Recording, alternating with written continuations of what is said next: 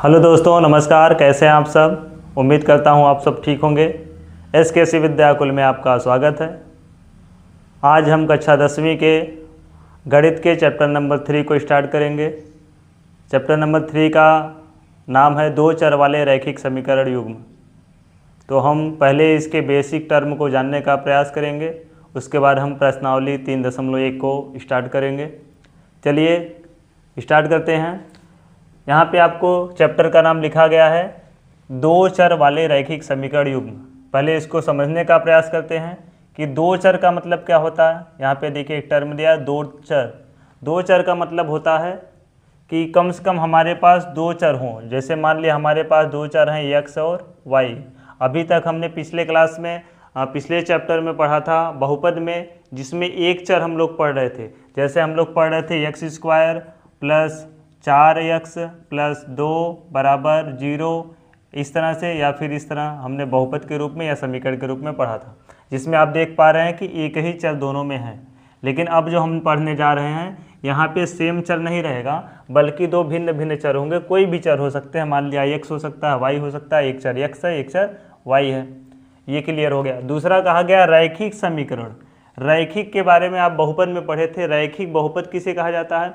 एक ऐसा बहुपद जिसकी चर की घात 1 हो, उसे हम रैखिक बहुपद कहते थे। और जिसकी चर की घात 2 हो, द्विघात बहुपद कहलाता था। जिसकी चर की घात 3 हो, उसे त्रिघात बहुपद कहते थे। यहाँ पे भी सेम उसी तरीके से समझना है। एक ऐसा समीकरण जिसमें चर की घात कितनी हो? 1 हो। जिसमें चर की घात 1 हो, ऐसे समीकरण को हम क्या बोलते हैं? रैखिक समीकरण बोलते हैं। आगे हम बात करें समीकरण की, तो बहुपद में हमने जिस तरह से पढ़ा था रैखिक वाले बहुपद को, तो हमने लिखा था कि 5x प्लस 6y, दो चर होना चाहिए, दो चर हो गए, प्लस 3। अब इस तरह हमने लिखा है तो ये दो चर वाले बहुपद हैं, लेकिन हमने अगर इसके पीछे लगा दिया एक 0, अभी क्या हो गया? समीकरण बन गया। तो इसी को हम बोलते हैं, इसमें देखो सभी टर्म पूरे हो रहे हैं। दो चर होना चाहिए तो दो चर हैं, एक चर x है और दूसरा चर y है। रैखिक होना चाहिए, रैखिक मतलब चर की घात 1 होनी चाहिए। यहाँ पे देखिए x की घात 1 है, y की घात 1 है। ठीक है, अब ये बन गया दो चर वाले रैखिक समीकरण। अब आगे ये वर्ड दिया है युग्म। युग्म का मतलब होता है जोड़ा। मतलब यहाँ पे एक ही समीकरण नहीं रहेगा, दो दो समीकरण रहेंगे। हम उसमें बहुपद में पढ़ रहे थे, एक समीकरण रहता था और हम उसमें x का मान निकाल लेते थे। ठीक है, लेकिन यहाँ पे हमको x और y के मान निकालने के लिए एक ही समीकरण से इसको निकाल पाना संभव नहीं है। ठीक है, तो यहाँ पे हम x और y को मान, हाँ ऐसा भले हो सकता है x के जगह पे कुछ और रखें तो y का मान निकल के कुछ और आएगा। ठीक है, लेकिन ऐसा नहीं हो सकता कि अकेले हम एक समीकरण को हल कर सकें। इसलिए क्योंकि इसमें जान रहे हैं इसमें दो चर हैं, और आपको ये पता होना चाहिए किसी बहुपद में या समीकरण में जितने चर रहते हैं उतने समीकरण की आवश्यकता होती है उसको सॉल्व करने के लिए। तो यहाँ पे देख पा रहे हैं दो चर है, एक x है और दूसरा y है। तो इसको सॉल्व करने के लिए कम से कम दो रैखिक समीकरण की आवश्यकता पड़ेगी। मान लिया एक रैखिक समीकरण ये है, दूसरा हम मान लेते हैं कि 10x है प्लस 3y है प्लस 6 है बराबर 0। ये देख लीजिए दूसरा क्या हो गया?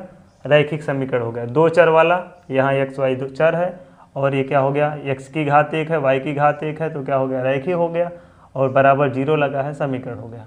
अब ये दोनों मिला के हम इसको क्या कह सकते हैं? रैखिक समीकरण युग्म। ये हमारा बन के तैयार हो गया रैखिक समीकरण युग्म। इसी को कहा जाता है रैखिक समीकरण युग्म। ठीक है, अब हम बात करते हैं रैखिक समीकरण युग्म के कुछ आधारभूत के बारे में। जैसे हमको ज्ञात करना इसके मानक रूप क्या होते हैं। मानक इसलिए माना जा रहा है, मानक रूप ध्यान से समझिए कि मानक इसलिए माना जाता है, जैसे हमको x और y दिया है, तो x y तो हमारा चर है, इसको हम परिवर्तित कर सकते हैं।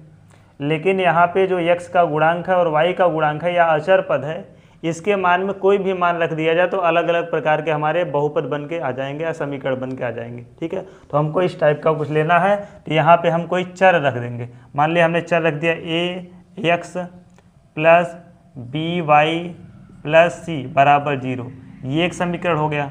दूसरा हम इसी तरह ले लेते हैं ax plus by plus c बराबर 0, दोनों एक जैसे हैं, दोनों में डिफरेंस क्या होगा, कैसे पहला समीकरण दूसरा समीकरण कहलाएगा। तो इसके लिए हम यहाँ पे लिख देते हैं 1 2, A1 हो गया A2 हो गया, ये B1 B2 C1 C2। इस तरह से हम दोनों समीकरण ज्ञात करेंगे। अब ये जो समीकरण हमारे मानक रूप जो हमारे हो गए, इसकी किसी भी रैखिक समीकरण युग्म से तुलना करके हम यहाँ से A1 B1 C1 या A2 B2 C2 का मान निकाल सकते हैं। जैसे हम मान लीजिए इस समीकरण की तुलना, ऊपर वाले जो समीकरण, इसकी तुलना हमने इससे कर दिया पहले वाले से। तो यहाँ पे आप देख पा रहे हैं A1 के जगह पे यहाँ पे 5 है, तो इस समीकरण से अगर देखेंगे तो A1 का मान कितना आ गया, 5 आ गया। फिर यहाँ पे देख रहे हैं B1 के स्थान पे यहाँ 6 है, +6 है, तो यहाँ पे B1 के स्थान पे हम क्या लिख सकते हैं, 6 है। यहाँ C1 के स्थान पे क्या है, 3 है, तो हम कह सकते हैं C1 का मान यहाँ पे 3 है, इस तरीके से।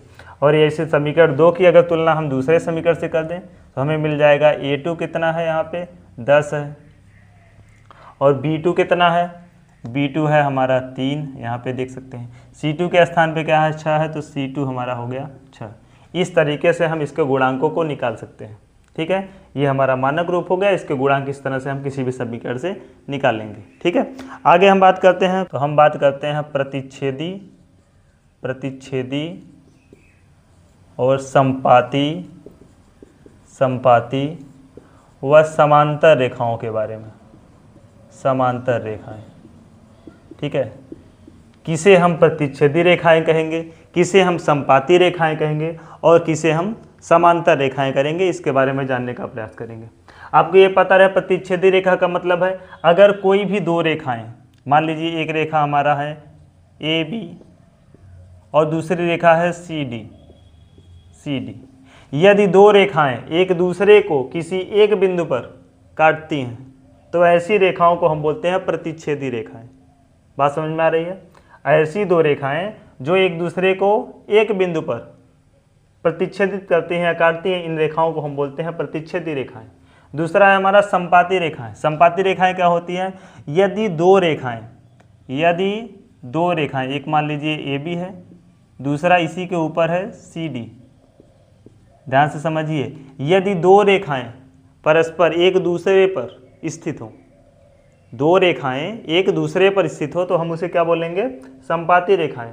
यहाँ पे आप देख रहे हैं ये किसी एक बिंदु पर नहीं, बल्कि एक रेखा दूसरे रेखा के प्रत्येक बिंदुओं पर एक दूसरे को ढक रही है, एक दूसरे को काट रही है, तो इसे हम बोलते हैं संपाती रेखाएं। तीसरा है हमारा समांतर रेखाएं। जब दो रेखाएं परस्पर समान दूरियों पर स्थित हो, इनके बीच की दूरी घटनी बढ़नी नहीं चाहिए, तो ऐसी रेखाओं को हम क्या बोलते हैं, समांतर रेखाएं बोलते हैं। बात समझ में आ गई कि प्रतिच्छेदी रेखा मतलब दो रेखाएं एक दूसरे को एक बिंदु पर प्रतिच्छेद करती हों। संपाती रेखाओं का मतलब होगा एक रेखा दूसरी रेखा का मतलब एक दूसरे के क्या हो, ढके हुए हो, तो उसे हम क्या बोलेंगे, संपाती रेखाएं बोलेंगे। और तीसरा है हमारा समांतर रेखाएं। समांतर रेखाएं का मतलब हो गया कि ऐसी दो रेखाएं जो लगातार एक दूसरे के समान दूरियों पर निरंतर चल रही हैं, उसको हम बोलेंगे समांतर रेखाएं।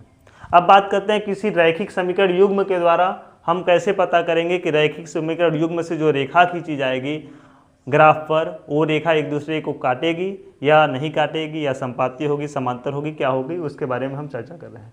जैसे मान लीजिए हमारे पास दो समीकरण हैं, माना दो समीकरण कौन कौन से हैं, हमने मानक रूप में लिया था अभी, A1x plus B1y plus C1 बराबर 0, एक समीकरण हो गया। दूसरा समीकरण है A2x plus B2y plus C2 बराबर 0, ये दो समीकरण हमने ले लिया। अब इस दो समीकरण से कोई भी मान हम रखेंगे या इसी तरह से कोई भी दो समीकरण बन के हमको मिलेगा, तो हम ये कैसे कहेंगे कि ये समीकरण से जो रेखाएं खींचे जाएंगे ग्राफ पे वो प्रतिच्छेदी होंगी, ये संपाती होंगी या समांतर होगी, इसके बारे में हमें पता लगाना है।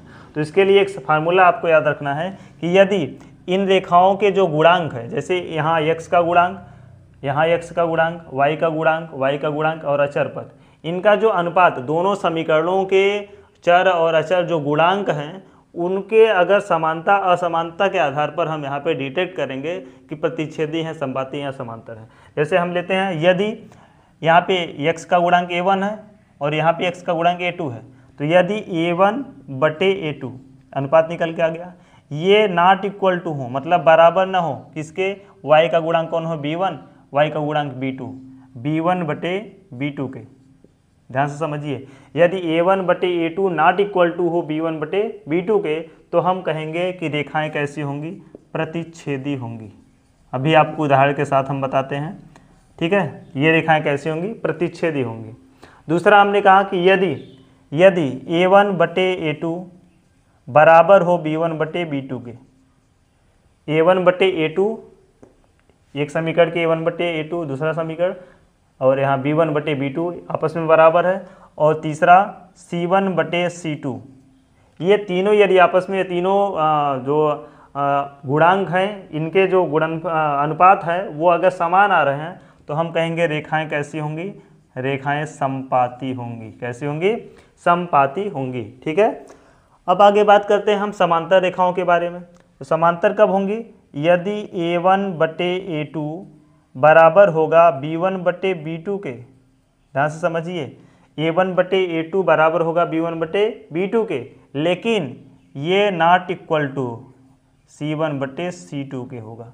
तब जाके हम कहेंगे कि रेखाएं कैसी होंगी, समांतर होंगी, समांतर रेखाएं प्राप्त होंगी।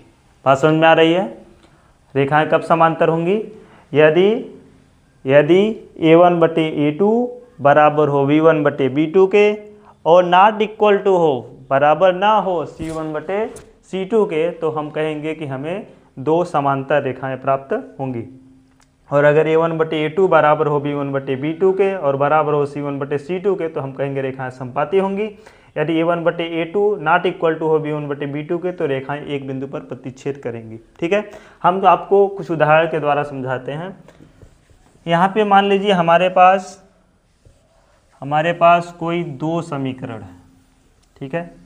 हम क्या लेते हैं, कोई भी दो समीकरण। जैसे हमने पहला समीकरण ले लिया 3x plus 4y minus 3 equal to 0, एक समीकरण ले लिया, रैखिक समीकरण है। दूसरा हमने ले लिया 6x प्लस 8y और माइनस में 6 इक्वल टू 0।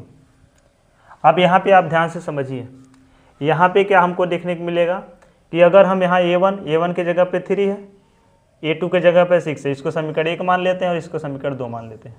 तो a1 बटे a2 निकालेंगे, मतलब 3 बटे 6, तो काटेंगे 3 एका में 3, 3 दूनी 6, मतलब हमको आ गया 1 बटे 2। दूसरा हम निकालेंगे b1 बटे b2, तो b1 का मान कितना है 4 बटे b2 की जगह पे 8, काटेंगे 4 एका में 4, 4 दूनी 8, बराबर आ गया 1 बटे 2। तीसरा हम निकाल रहे हैं कि c1 बटे c2, तो c1 के जगह पे क्या है -3 है, अपान c2 के जगह पे -6 है, इसको काटेंगे माइनस माइनस कट गया, 3 एका में 3, 3 दूनी 6, तो आ गया 1 बटे 2। तो आप यहाँ पे देख पा रहे हैं कि a1 बटे a2 का मान 1 बटे 2 है, बराबर है b1 बटे b2 का मान भी 1 बटे 2 है, और c1 बटे c2 का भी मान 1 बटे 2 है। तो a1 बटे a2 बराबर b1 बटे b2 बराबर c1 बटे c2। तो इस तरह आप देख के समीकरण को बता सकते हैं कि इन दो समीकरणों से रेखा प्राप्त होगी, वो प्रतिच्छेदी होगी, समपाती होगी या समांतर होगी। तो बताइए क्या हो सकती है। इस तरह से अगर हमको प्राप्त होगा तो रेखा कैसी होगी, समपाती होगी। कैसी होगी, समपाती होगी। बात समझ में आ गई। दूसरा कोई उदाहरण हम लेके देखते हैं। जैसे हमने ले लिया 3x plus 6y plus 4 equal to 0, समीकरण 1 ले लिया। दूसरा कोई समीकरण ले लेते हैं। यहाँ पे ले लिया, मान लीजिए 4x plus 3y plus 5 equal to 0, समीकरण नंबर 2। यहाँ से आप देख पा रहे हैं a1 के स्थान पे 3 है, तो हम लिखेंगे 3 अपान a2 के स्थान पे 4 है, तो लिख दिए 4। तो ये कटेगा नहीं, तो आ गया हमारा a1 बटे a2 का मान कितना आ गया, 3 अपान 4 आ गया। दूसरा हम b1 बटे b2 का मान निकालेंगे, तो b1 का मान कितना है 6 है, अपान b2 का मान 3 है, तो काटेंगे तो 3 एका में 3, 3 टू 6, तो आ जाएगा 2 बटे 1। तीसरा हम निकालेंगे c1 बटे c2 का मान, तो c1 का मान क्या आ जाएगा हमारा 4 अपान c2 का मान 5, तो वो तो कटेगा नहीं। तो यहाँ पे आप देख पा रहे हैं कि a1 बटे a2 अर्थात 3 बटे 4, ठीक है, ये नॉट इक्वल नहीं है। यहाँ पे दिया है देखो 2 अपान 1, b1 बटे b2 का मान आया 2 अपान 1 और c1 बटे c2 का मान आया 4 अपान 5। अब यहाँ पे देख रहे हैं तीनों भी आपस में कोई क्या है, समान नहीं है। अब हमको तीनों से कोई मतलब नहीं है, हमको इससे अगर ये बराबर होता, ये ना बराबर होता, तब जाके हम कहते कि ये समांतर रेखा है। लेकिन यहाँ पहले हमको इससे C1/C2 से कोई मतलब नहीं है। इसका मतलब हम कब लेंगे, जब हमारा A1/A2 बराबर होगा B1/B2 को, तब जाके हम तीसरे को देखने का प्रयास करेंगे C1/C2 के बारे में। लेकिन यहाँ पे हम पहले देख रहे हैं कि A1/A2 not equal to B1/B2 है, मतलब 3/4 है, नॉट इक्वल टू 2/1। तो हम कहेंगे इन दोनों समीकरणों से बनने वाली जो रेखाएं होंगी वो क्या होंगी, वो प्रतिच्छेदी रेखाएं होंगी, एक ही बिंदु पर प्रतिच्छेद करेंगी। बात समझ में आ गई। तीसरा एग्जाम्पल हम लेते हैं कोई, ठीक है। तीसरा एग्जाम्पल मान लो हमने ले लिया 4x + 2y - 6 = 0, ठीक है, समीकरण 1 ले लिया। दूसरा समीकरण हमने कोई ले लिया 8x + 4y और -6 नहीं, सॉरी, आप ले सकते हैं यहाँ पे 5 ले लिए, बराबर 0 = 0, समीकरण नंबर 2, ठीक है। तो यहाँ पे एक समीकरण ये हो गया, दूसरा समीकरण ये हो गया। यहाँ से भी हम निकालेंगे A1/A2। यहाँ पे आप देख पा रहे हैं कि A1/A2, तो A1 का मान कितना है, यहाँ पे 4 है, तो 4 लिख दिए, बटे A2 का मान 8, काटेंगे 4 1 में 4, 4 दूना 8, आ गया 1/2। दूसरा हमने ले लिया B1/B2, तो यहाँ पे B1/B2 कितना है 2/4, तो काटेंगे 2 1 जा 1 और 2 2 जा 4, तो आ गया 1/2, 1/2 आ गया। तीसरा देखेंगे C1/C2, तो C1 का मान कितना है -6 बटे C2 का मान -5, माइनस कट गया, आ गया 6/5, ये कटेगा नहीं। अब यहाँ पे आप एक चीज़ देख पा रहे हैं कि A1/A2 का मान जो है 1/2 है, B1/B2 का मान भी 1/2 है, लेकिन C1/C2 का मान 1/2 नहीं है, यहाँ पे 6/5 है। तो आप इससे देख पा रहे हैं कि ये किससे मैच कर रहा है, A1/A2 बराबर है B1/B2 के, लेकिन C1/C2 के बराबर नहीं है। तो हम कह सकते हैं इन दोनों समीकरणों से बनने वाली जो रेखाएं होंगी वो एक दूसरे के समांतर होंगी, कहीं भी किसी बिंदु पर एक दूसरे से मिलेंगी नहीं, काटेंगी नहीं, ठीक है। बात समझ में आ गई। चलिए आगे देखते हैं। यदि कोई रेखा एक दूसरे को प्रतिच्छेद करती है, ठीक है, कोई रेखा एक दूसरे को प्रतिच्छेद करती है, मान लीजिए ये प्रतिच्छेदी रेखाएं हैं, एक दूसरे को प्रतिच्छेद करती हैं। अब ये कितने बिंदुओं पर प्रतिच्छेद कर रही हैं, एक बिंदु पर। इससे हमें मतलब नहीं है कि प्रतिच्छेद कितने बिंदु पर कर रही हैं। अब यहाँ पे देखेंगे जो हमारा एक बिंदु पर प्रतिच्छेद करेगा, इसका मतलब वो एक के अलावा किसी अन्य बिंदु पर मतलब एक दूसरे को प्रतिच्छेदित नहीं करेगा। मतलब प्रतिच्छेदी रेखाएं वो रेखाएं हो गई जो केवल एक पॉइंट पे मिलेंगी, एक के अलावा किसी अन्य बिंदु पर दोनों रेखाएं नहीं मिलेंगी। इसका मतलब इस दोनों रेखाओं का जो हल आएगा वो एक आएगा। मतलब अगर प्रतिच्छेदी रेखाएं हैं तो उनका एक अद्वितीय हल आता है। क्या आएगा, अद्वितीय, मतलब एक ही बिंदु पर प्रतिच्छेद करेंगे, इसके अलावा कोई दूसरा हल इसका निकल के नहीं आएगा, अद्वितीय हल आएगा। बात समझ में आ गई। या हम कह सकते हैं केवल एक हल होगा। कितना हल होगा, केवल एक हल निकल के आएगा, एक हल होगा, ठीक है।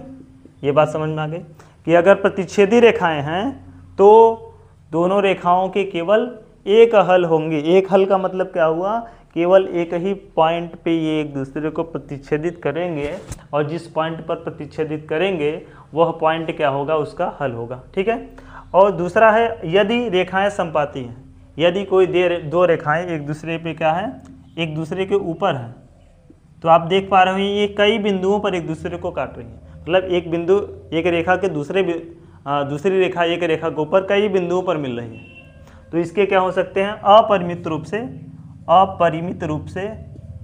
अनेक हल हो सकते हैं, अपरिमित रूप से अनेक हल हो सकते हैं, अनेक हल होंगे। बात समझ में आ गई। यदि रेखाएं समपाती होंगी तो इसके अपरिमित रूप से अनेक हल होंगे। तीसरा क्या हमारा पॉइंट आ रहा है, तीसरे पे कहा गया है समांतर रेखा। अब आप सभी को पता है समांतर रेखाएं कभी भी एक दूसरे को प्रतिच्छेद नहीं करेंगी, और जो रेखा एक दूसरे को प्रतिच्छेद नहीं करेगी उसका कोई भी हल नहीं आएगा। तो इसका हल आप लिख दोगे, इसका कोई हल नहीं होगा, कोई हल नहीं है, ठीक है, कोई हल नहीं होंगे। बात समझ में आ गई। आगे एक टॉपिक आपसे पूछा जाता है संगत असंगत क्या होता है। ध्यान से समझते हैं संगत असंगत के बारे में। एक वर्ड है संगत और दूसरा है असंगत।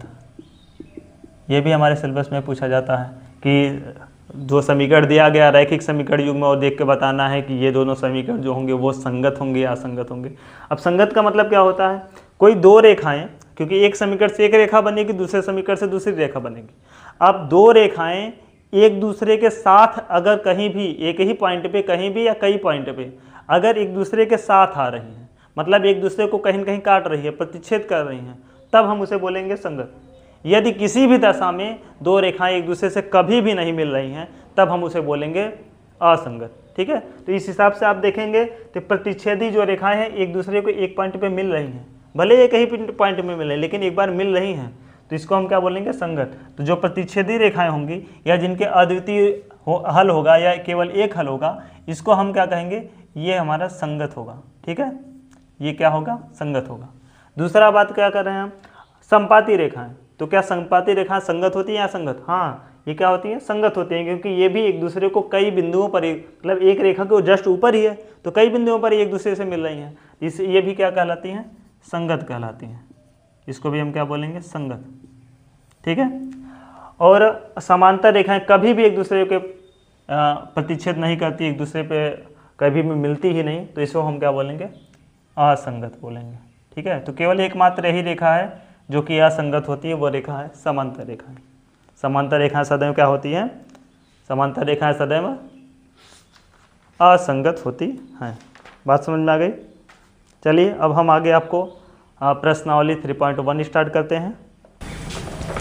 प्रश्नावली 3.1, प्रश्नावली 3.1 में पहला क्वेश्चन दिया गया है कि निम्न समस्याओं में रैखिक समीकरणों के युग्म बनाइए।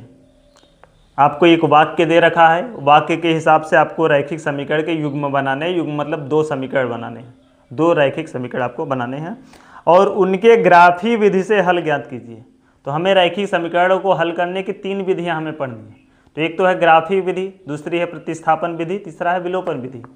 तो जबकि अब आज के जो हमारा सिलेबस अब हमारा नया वाला है उसमें ग्राफी विधि हमसे एनसीईआरटी ने हटा दिया है, लेकिन फिर भी यहाँ पे क्वेश्चन दिया है तो हम उसे सॉल्व करेंगे। तो पहला क्वेश्चन यहाँ है, कक्षा 10 के 10 विद्यार्थियों ने एक गणित की पहली प्रतियोगिता में भाग लिया। कक्षा 10 के 10 विद्यार्थियों ने, ध्यान रहे विद्यार्थियों की कुल संख्या क्या है, 10 है। एक गणित की पहेली में प्रतियोगिता में भाग लिया। यदि लड़कियों की संख्या लड़कों की संख्या से 4 अधिक है, तो लड़कियों की संख्या लड़कों से 4 अधिक है, लड़कियां ज़्यादा है लड़के थोड़ा कम है, तो प्रतियोगिता में भाग लिए लड़कों और लड़कियों की संख्या ज्ञात कीजिए। तो कितने लड़कों ने भाग लिया है प्रतियोगिता में, कितने लड़कियों ने भाग लिया है, ये हमें ज्ञात करना है। ठीक है, तो सबसे पहले हम रैखिक समीकरण बनाने का प्रयास करेंगे। पहले यहाँ पे दिया है कक्षा 10 के 10 विद्यार्थियों ने पहले में हिस्सा लिया। तो पहले हम यहाँ पे ज्ञात क्या करना है, लड़कों की संख्या और लड़कियों की संख्या। तो हम मान लीजिए पहले मान लेते हैं कि कक्षा 10 में लड़कियों की संख्या कितनी है। सबसे पहले क्या करेंगे, माना कक्षा 10 में लड़कियों की संख्या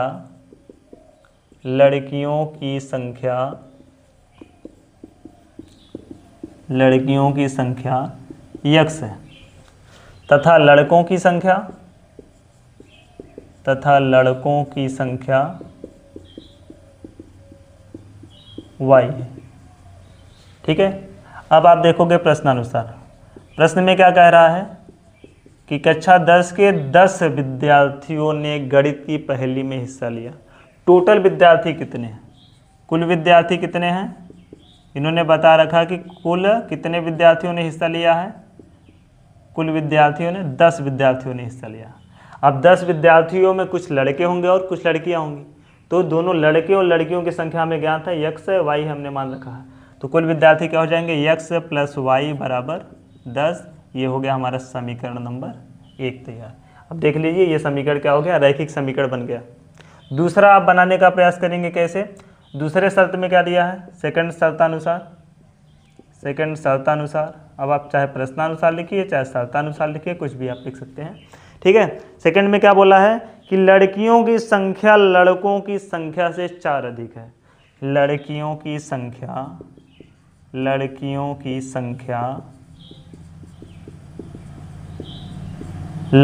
की संख्या से 4 अधिक है, मतलब लड़कियां लड़कों से 4 ज़्यादा हैं। तो लड़कियां लड़कों की संख्या दोनों की बराबर संख्या कब होगी? तो क्या आप लड़कियों की संख्या ज़्यादा है तो 4 इसमें ऐड करोगे? नहीं, लड़कियों की संख्या पहले से ज़्यादा है तो लड़के लड़कियों के बराबर कब होंगे? क्योंकि 4 ज़्यादा है लड़कियां, तो हम लड़कों में 4 जोड़ देंगे, तो यहाँ पे लड़कों की संख्या लड़कियों की संख्या के क्या हो जाएगी? समान हो जाएगी। तो हमने लड़कियों की संख्या क्या मान रखा है? x मान रखा है, तो यहाँ पे लिखेंगे x बराबर लड़कों की संख्या क्या है? y है, y + 4। ये हो गया हमारा समीकरण नंबर 2। सबसे पहले हम 2 रैखिक समीकरण तैयार कर लिए। इसको चाहे इस तरह से लिख दो, x y इस तरफ आएगा तो -y = 4, इस तरह हो जाएगा, x - y = 4। ये रैखिक समीकरण तैयार हो गया। अब हमें क्या करना है? हमें ग्राफी विधि से हल करना है। तो ग्राफी विधि से हल करने के लिए हमें क्या प्राप्त करना होगा? हमें इन दोनों रेखाओं से, दोनों समीकरणों से हमें निर्देशांक पता करने होंगे। निर्देशांक कैसे पता होंगे? चलिए पहले समीकरण 1 से पता करते हैं। समीकरण 1 से, ठीक है, तो हम क्या करेंगे? समीकरण 1 हमारा है x + y = 10, तो x बराबर क्या हो जाएगा? 10 - y, ठीक है। तो हम पता करते हैं निर्देशांक, ठीक है, तो यहाँ x हो गया, y हो गया। अब मान लीजिए हम y के स्थान पे कोई मान लेते हैं अपने मन से। यदि हम y के जगह पे मान लिया 3 लेते हैं, y के जगह क्या ले लिया? 3, तो आपको पता है x के जगह क्या आ जाएगा? 10, यहाँ y - 3, y के जगह 3 हो जाएगा, 10 में से 3 गए, x बराबर कितना आ गया? 7। तो जब हम y को 3 लेते हैं तो x का मान आ जाता है 7। दूसरा हम इसी तरह से निकालते हैं। मान लिया हमने y के स्थान पे ले लिया 5 ले लिया, ठीक है। दूसरा हम मिटा देते हैं इसको। दूसरा हमने क्या किया? y के स्थान पे 5 ले लिया, ठीक है। जब यहाँ 5 लेंगे तो x भी कितना आ जाएगा? 5 आ जाएगा, ठीक है। क्यों? x बराबर 10 - 5, तो x बराबर कितना आ जाएगा? 5 आ जाएगा। तो दो बिंदु हमने किससे निकाले? समीकरण 1 से। अब समीकरण 2 से भी निकालेंगे। समीकरण 2 से जो निकल के आएगा उसको हम क्या करेंगे? देखिए ध्यान से, समीकरण 2 कैसे निकालेंगे? यहाँ पे भी हमें 2 बिंदु निकालने हैं। तो हम क्या किए? x बराबर y + 4 है, तो हम मान लिया x बराबर y + 4। तो y के जगह पे अगर हम ले लेते हैं 1, y के जगह पे 1, तो आपको पता है y 1 हो गया +4, तो x कितना आ जाएगा? 5 आ जाएगा, x का मान आ जाएगा 5। या y के जगह हम कुछ और ले लेते हैं। दूसरा हम क्या हल करेंगे? y के स्थान पे हम मान लिया ले लिए 2, ठीक है। तो ये 4 और 2 कितना हो जाएगा? x के स्थान पर हो जाएगा 6, तो हमने लिया 4, सॉरी y के जगह हम ले लिया 2, तो x कितना आ गया? x आ गया 6। तो हमें 2 पॉइंट इसके प्राप्त हो गए, ठीक है। ये क्या प्राप्त हुए? हमें रेखाओं की बिंदु निर्देशांक प्राप्त हुए हैं, जो कि हम ग्राफ पे बनाएंगे, ठीक है। आगे हम ग्राफ को ड्रा करते हैं। यहाँ पे ग्राफ को कैसे बनाएंगे? ध्यान दीजिए, यहाँ पे थोड़ा हम ऊपर रिमूव कर देते हैं, ठीक है। चलिए यहाँ पे हम साइड में बनाने का प्रयास करते हैं। यहाँ पे छोटा सा ग्राफ बनाते हैं। आप लोग स्केल की सहायता से ग्राफ को बनाएंगे। हमने एक बनाया x अक्ष, एक x अक्ष बनाया और एक y अक्ष, ये मान लिया हमारा हो गया y अक्ष, ठीक है। एक x अक्ष हो गया और एक y अक्ष। कक्षा 9वीं में आपने ग्राफ बनाना सीखा है। ये हो गया ग्राफ, ठीक है। तो अब हम क्या करेंगे? ये हो गया हमारा मूल बिंदु। इधर जाएंगे तो धनात्मक जाएंगे, 1 2 3, स्केल से एकदम बराबर दूरी को आपको नापना है। 4 5 6 7 8 9। इधर ऊपर की तरफ जाएंगे तो भी हम क्या होंगे? धनात्मक 1 2 3 4 5 6 7, इस तरह से। और इस तरफ जाएंगे तो ऋण में जाएंगे, ऋण 1 ऋण 2। इधर नीचे जाएंगे तो भी हम ऋण में, ऋण 1 ऋण 2, इस तरह से, ठीक है। अब हम इस पे हम क्या करते हैं? इस बिंदु को अंकित करते हैं। पहले समीकरण 1 से जो बिंदु प्राप्त हुए उसे अंकित करेंगे। तो यहाँ देख रहे हैं x का मान दिया है 7 और y का मान 3, तो यहाँ पे बिंदु क्या प्राप्त हो जाएगा? 7, 3। मतलब x अक्ष पे हमें 7 बिंदु तक चलना है। यहाँ पे चलते हैं 1 2 3 4 5 6 7, यहाँ पे चलता है। और y पे कितना चलना है? 3, तो y पे हम जाते हैं 1 2 3। तो दिनों के देखेंगे ये कहाँ मिल जाएगा? 7 और 3, हमें ये पॉइंट प्राप्त हो जाएगा, ठीक है। इस पॉइंट का नाम क्या होगा? इस पॉइंट का नाम होगा 7 7, 3, ठीक है। हमें प्राप्त हो गया 7, 3। दूसरा हम क्या पॉइंट प्राप्त करेंगे? 5 5, और x का मान भी 5 है और y का मान भी 5 है, हमें बिंदु ये प्राप्त हो गया। तो x पे हम जाएंगे 5 बिंदु तक, 1 2 3 4 5, और y पे भी 5, तो हमें प्राप्त हो जाएगा, हमें लगभग यहाँ पे एक रेखा प्राप्त होगी, ये बिंदु प्राप्त हो जाएगा। ठीक है, अब इस बिंदु का नाम क्या होगा, 5,5। ठीक है, अब आगे हम क्या करेंगे, अब इसको हम क्या करेंगे, दोनों बिंदुओं को, क्योंकि ये एक ही रैखिक समीकरण के दो बिंदु हैं, तो हम इसको स्केल की सहायता से क्या करेंगे, मिला देंगे। स्केल से सीधा क्या करेंगे, मिलाते हुए एक रेखा खींच देंगे, ये हमें एक रेखा प्राप्त हो गई। ठीक है, अब दूसरा हम क्या करेंगे, दूसरे समीकरण से जो हमें बिंदु प्राप्त हुए हैं, 5,1, हाँ x का मान 5 है, तो हो जाएगा 5,1। तो x अक्ष पे हम कितना चलेंगे, 5 चलेंगे, और y पे चलेंगे 1, तो हमें प्राप्त हो जाएगा ये बिंदु। ठीक है, तो इसका नाम क्या होगा, 5,1। ठीक है, दूसरा हम देख रहे हैं कि x के स्थान पे 6, तो हम x में कितना चलेंगे, 6 चलेंगे, और y पे कितना चलेंगे, 2 चलेंगे, तो हमें प्राप्त हो जाएगा बिंदु यहाँ लगभग प्राप्त हो जाएगा। ठीक है, इसका नाम क्या हो जाएगा, 6,2। अब ये जो दोनों बिंदु प्राप्त हुए हैं, ये बिंदु समीकरण 2 रैखिक समीकरण दूसरे के क्या हैं, बिंदु निर्देशांक हैं, तो हम इसको आपस में मिला देंगे। इसको मिलाते हुए एक स्केल से क्या करेंगे, रेखा खींच देंगे, और रेखा को आगे बढ़ाएंगे, देखना एक दूसरे को प्रतिच्छेद करती जा रही है। इस तरह से हमने रेखा खींच दिया।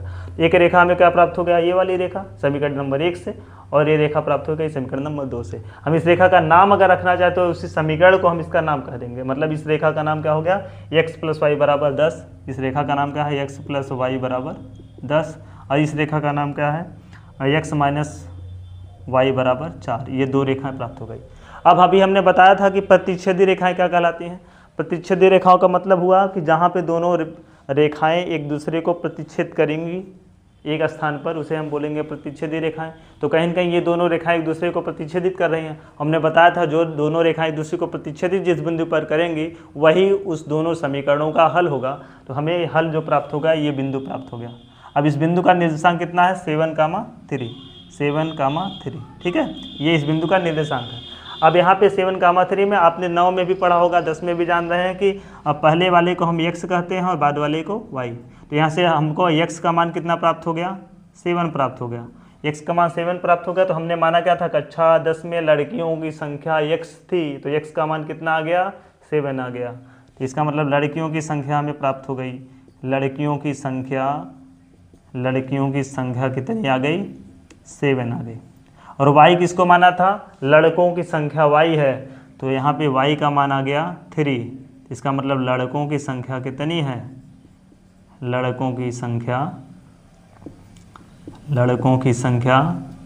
3 है। बात समझ में आ गई। इस तरह से हम ग्राफ विधि से क्वेश्चन को सॉल्व करते हैं। ठीक है।